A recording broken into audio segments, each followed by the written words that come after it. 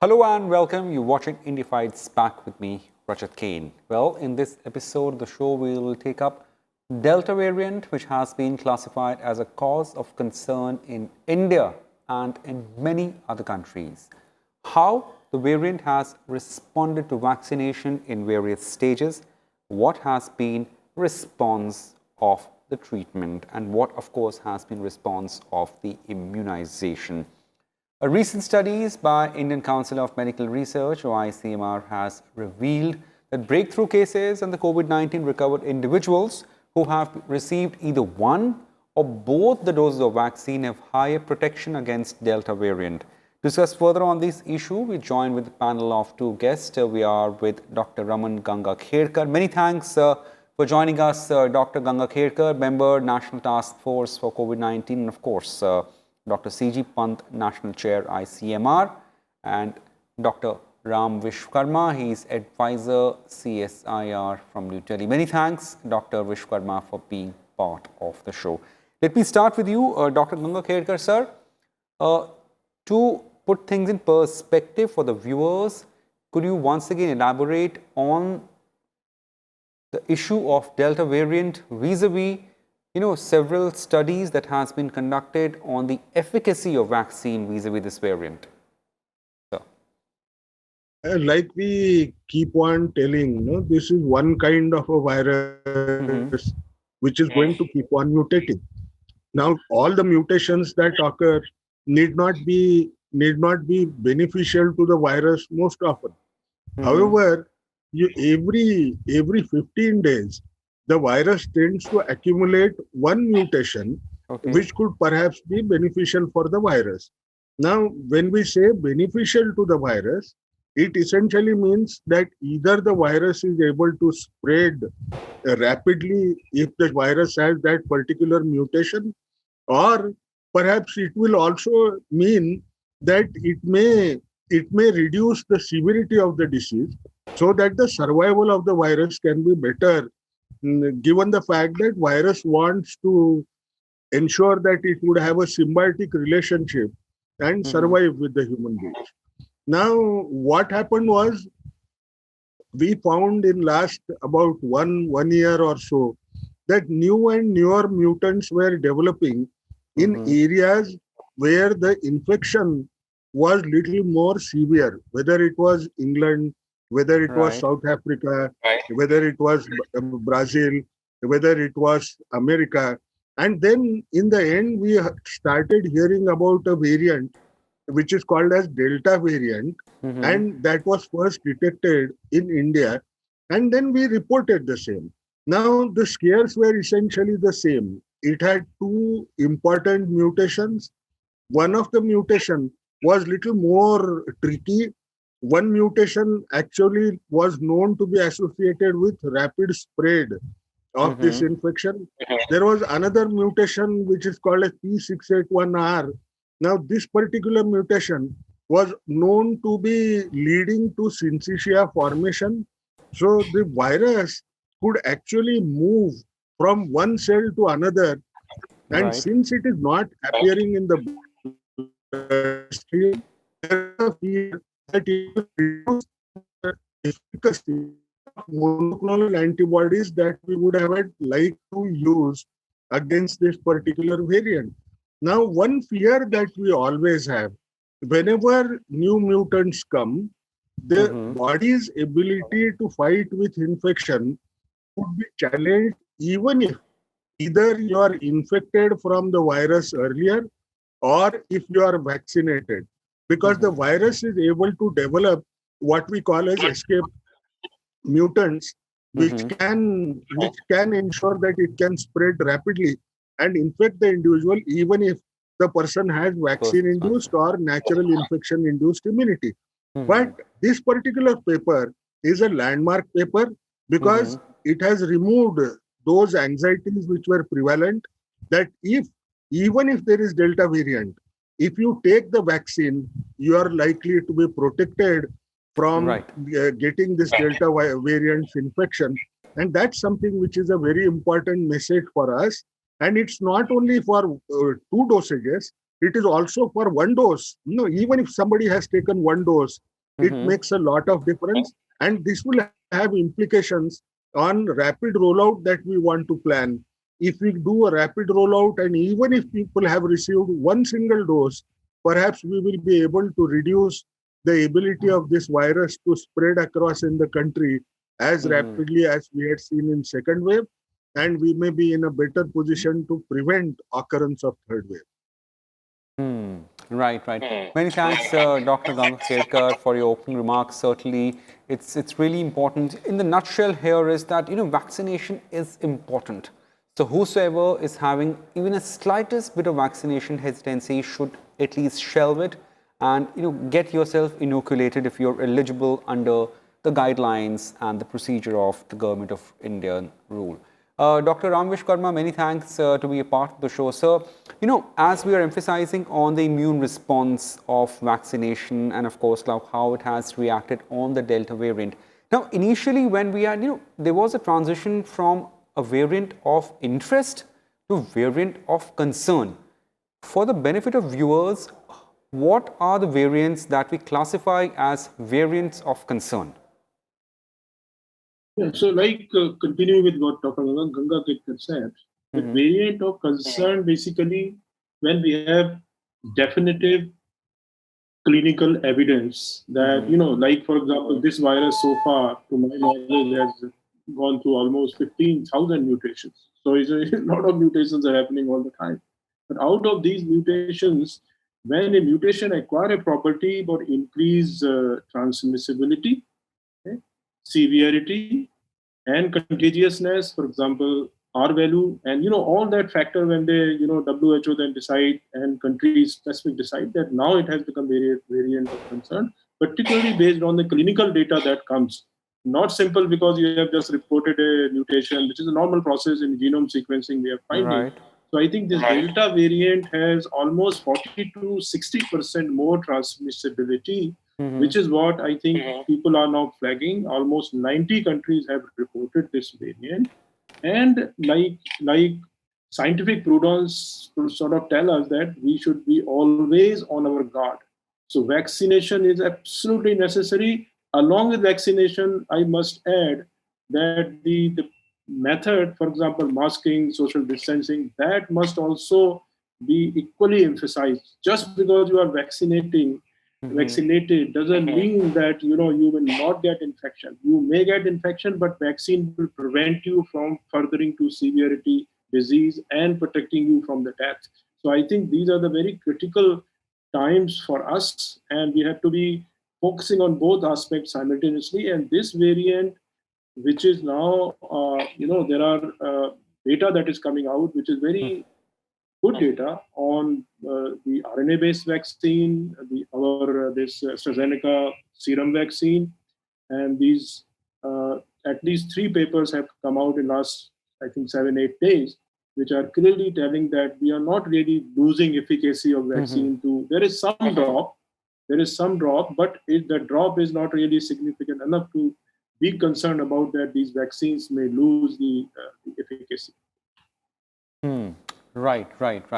Dr. Gangathar, sir, you were mentioning about the escape variant. So how often do you see this propensity in a virus that it also somehow evades the shield created by the inoculation? How often do we see that? Or is it primarily that we're seeing this propensity or at least invariance with COVID-19? No, I take your question in slightly different manner. Now, one thing which we have to realize is so far we know of at least 2 diseases which were pandemics, where the virus keeps on changing so rapidly that you have to change either your strategy to vaccinate or you are unable to develop any vaccine because it's so rapidly developing virus. Now, to give you an example, if it is influenza, now for influenza, the rate at which it changes itself, which is almost 4 times higher than this SARS-CoV-2, the virus that causes COVID disease, you find that you have to change the vaccine every year because it does not allow that vaccine to protect you when the strain tends to change. Whereas if you look at HIV, it was so bad that in HIV infection, you could not even develop the vaccine because the virus keeps on changing itself so rapidly that development of vaccine itself can become difficult. So, do we have evidences that such things tend to happen? Yes. We know that such things happen and they can affect our strategies dramatically. But at the same time, one must also say that this particular virus is comparatively one which mutates less. We always had a feeling that it may not generate those many mutants so rapidly. If you actually look at the first mutant that was developed over this Wuhan virus was Right. D614G mutation, which occurred almost 6 months after the pandemic had established its roots across the world. But after that, it kept on accumulating mutations across the world from different parts of the world. The result was there is a scare that maybe there would be one mutation which may perhaps add so much of strength to the virus to evade the immune response. Fortunately, so far, like you asked a question to Dr. Ram Vishwakarma, one issue which you asked, you said, what is variant of concern? Now, in variant of concern, you might find that it influences the rate of spread, or it may influence to some extent severity. It goes to larger number of countries once it develops, no? So it establishes its roots. But Right. it could also be affecting the diagnostic test. But the reality of life is it has stopped at variant of concerns so far. We know there is no variant of significance where the virus develops escape mutants, where mutations would ensure that the vaccine does not protect that individual. You may have to devise another vaccine, or you may have to add one more dose of vaccine to the earlier two which you have received, or you may have to give third dose of the vaccine. We still do not Okay. know what would be the nature of our response, but no such mutation exists so far. That's a solace that all of us must take and believe that taking the vaccine quickly is one of the best responses that we could have against this pandemic at this time, along with adherence to COVID appropriate behavior. That's really important dimension, Dr. Gangakhedkar, that you have introduced. I won't say introduced here, but at least that you just mentioned about third dose. We will certainly discuss that. Just let me just go off to Dr. Ram Vishwakarma here. Sir, usually as an anchor, as even a normal lay person, we often get to hear from viewers who are watching the show, or on an online forum, or other things like, how long does antibodies created by the dose of vaccination ends, or it requires a second dose or a booster dose? How important, therefore, it is, especially after second wave that has been catastrophic, to get ourselves vaccinated and vaccinated in time? Yeah, so I think these are important questions, but after close to 1.5 years of this viral pandemic and understanding this virus, it is behaving not really, from immunological point of view, not really very differently. So now we have sufficient data. Initially, there were doubts about what kind of T cell responses it is generating, what is the memory of T cells. Now we have questions about how the question that you asked, that how long this T cell memory will remain. But I think its largely picture is emerging that there is a very robust, I'm using this word from a very major publication that came out a couple of days ago, very robust B cell response and memory response. And so I think the immunological data that is coming out globally on major 3 or 4 vaccine, including the one that we are using in this country, is pretty reassuring that there will be long-term response. But there is a possibility, because see, I must remind you that biologically we are very close to each other, but immunologically, you and I, every individual is different. So there is a whole lot of differences. People have comorbidities and mostly immunocompromised situations. So I think there will be individual differences, but largely for population, there is going to be both good T cell response, very robust, and B cell responses. And it may happen that just to protect people, like what is happening, I will tell you that in France, they have now decided to actually introduce a third dose for certain set of individuals. So like what Gangakhedkar was saying, that we have to think about when we do really deeper sero survey, like the one that we have started in CSIR, in fact, where it's almost close to 10,000 people cohort, and we are looking at the situation in terms of the responses. And I think these issues will come. So I have no really, I will say that. And also one more point I want to add, that this people are, comparing number that I've got 40,000 antibodies, somebody say I have negative 0.1. I think don't go by these numbers. They really don't mean too much, because ultimately what matters is your memory, that you are building an immune system, and that will come into play when you get infections or recurrence of infections. So I think is a pretty robust response on that side. Right. That's really important. Dr.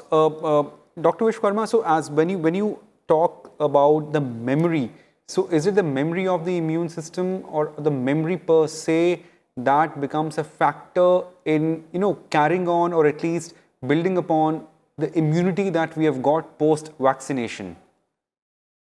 Yeah, so the memory in the immune system is that when antigen presenting cells, both sides, when they process certain so-called foreign organism that comes, this information will actually end up in certain subset of cells, which we call memory cells. And their role is actually to harbor that information. And then they will have this information, and next time when you get this virus, even some of the vaccine during your lifetime, and actually they will come and then have that memories, which is actually integrated with a lot of complicated, right up to genetic level. Now we understand that. And actually you can come back. Yeah, and some of this memory even is particularly innate immunity is transferred to your offspring. So this is a very complex field. But when we say memory, it is basically those subset of memory cells in T cell side or B cell side. That's really important. So dear viewers, you're watching the show, please listen to all the experts. Do not listen to any hearsay. Try and think scientifically. Science is the only way forward to defeat this pandemic. Here we have these two experts. We're talking about the Delta variant and of course its reaction vis-a-vis the inoculation or vaccination, in simpler words. Dr. Gangakhedkar, you raised very important issue of third dose, as did Dr. Ram Vishwakarma. He just mentioned that in France they've actually started testing third dose for a certain category of patients with comorbidity. In India, do we see third dose, at least some sort of an examination or studies on third dose in some time to come, or we are fairly settled with 2 doses of vaccination at this stage?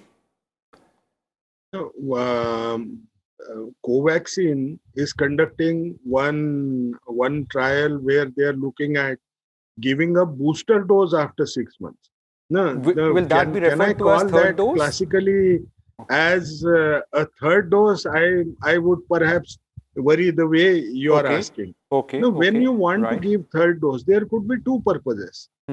One is you provide third dose to those who are non-responders among the vaccinee.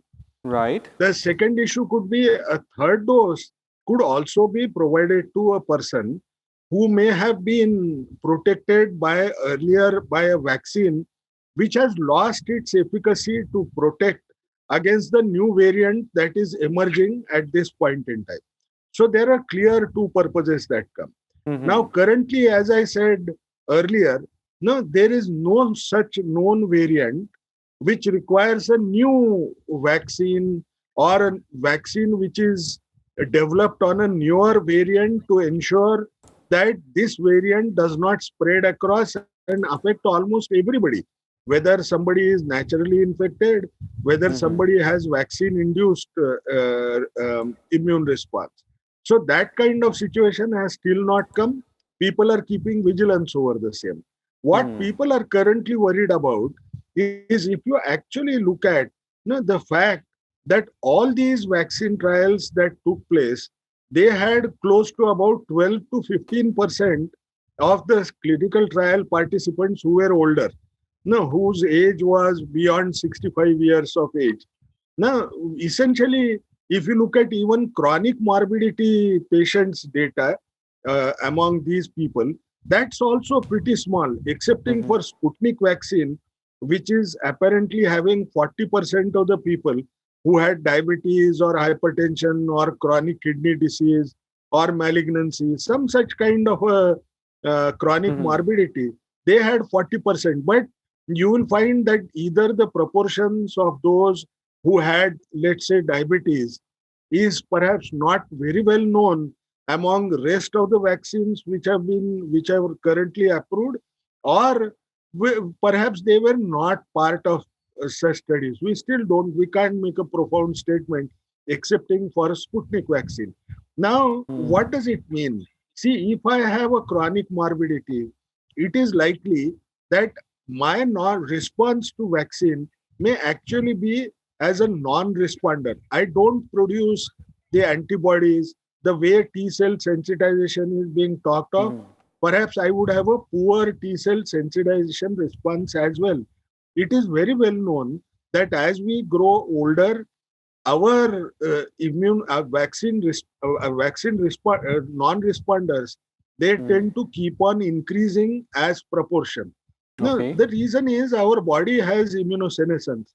Now, our cells, immune cells also become older, so their response become poorer. And therefore, even if you have provided vaccine to older people or some of those who have chronic morbidity, perhaps they may not have what we classically call in quotes as take. The immunization is not successful. In those circumstances, there could be two approaches. We could provide a third dose or have a strategy to develop a vaccine which could perhaps be more effective even among such non-responders. That could be another approach. So people are trying third dose among them, which comes as an automatic strategy. There could be another way where people might say you could mix vaccines together, mix Okay. vaccines from different platforms, and try and ensure that vaccine response tends to generate. Which means if I have taken Covishield earlier, yeah, I might find third dose of Covaxin among those who are non-responders perhaps may make a difference. No, people are trying those permutation Yes. combinations, Yes. but if I was to answer in one line, for the third dose, there should be no concern that you may have to provide third dose today because there is no such variant which has challenged vaccines completely. But third dose for non-responders is a prudent strategy that is being tried to find out how we will overcome the vulnerability that may exist in the most vulnerable population, which is likely to develop severe COVID disease and death. Right, right, right.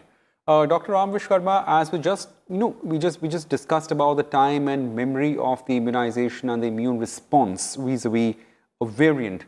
Now, looking ahead, and as we discuss about the third possible dose, do you see a reality in some time to come? Or, I mean, as I asked Dr. Gangakhedkar, are we good so far when it comes to doses? The two doses are enough for healthy individual.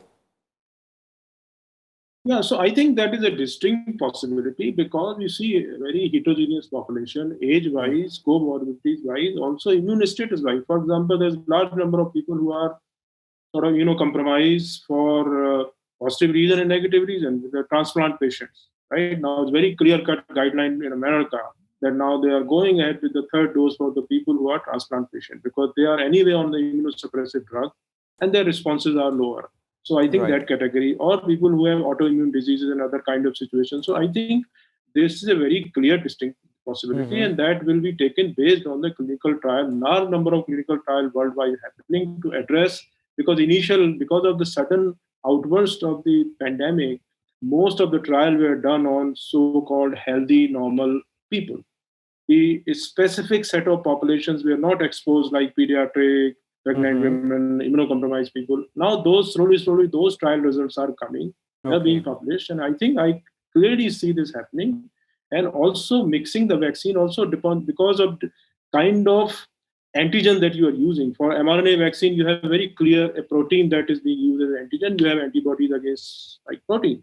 But when you have the sort of other vaccines that are being designed, DNA where you vaccine, have different antigen of the virus. So I think the more and more new vaccines will come. And I must emphasize here that we must keep on doing this effort in terms of designing new generation of the vaccines. I think I say there is no room for complacency. We must, there is no room for hesitancy for vaccines, and there is no room to let up any COVID appropriate behavior or something. Otherwise, we will have, and also I must say that we will provide new opportunity for virus to mutate and generate more mutant of concern. So it's an ongoing evolutionary process. So it's very important that, so simple answer to you is yes, there is a possibility, and there India is because of the diverse heterogeneous population, we may, but it cannot be sort of a la carte for everybody. There is no reason like what my colleague said. That's not, and people should not rush into that just because you have third dose, so you are better protected. Non-scientifically, you cannot take that call. Communication is certainly important here. Really listen to medical professionals, their doctors, and scientific literature. There is no room for any, or also mixing with other kinds of treatment and therapeutics. Is a complex phenomena, and I think that disturbs, particularly in our in Indian situation, where a large number of people are pro-diabetic, type 2 diabetic, blood, and we know now that more variant of concern emerges, more ability of virus to going into compartment or organs of the body, which previous version did not go. Now we are learning for this particular virus that there is a greater penetration to CNS system. So I think we have to be very cautious about this. And so far news is good, both on vaccine side and also T-cell response, which was initially there were doubt. There's very good T-cell response, which is very important for vaccine to actually work together with the B-cell response that we get through antibodies. Right. Dr. Vishwakarma, many thanks to be a part in the show and, of course, elucidating on this very important aspect. Dr. Raman Gangakhedkar, sir, many thanks. Now, dear viewers, you saw these two experts and you heard them right. So please keep listening to experts. Do not listen to any hearsay. Do not go for any unscientific approach towards either handling or managing a treatment protocol for COVID-19. So what we have to do, please keep following COVID appropriate behavior and take vaccination as and when you are eligible. Well, that's it in this edition of India Fights Back. Thank you and goodbye.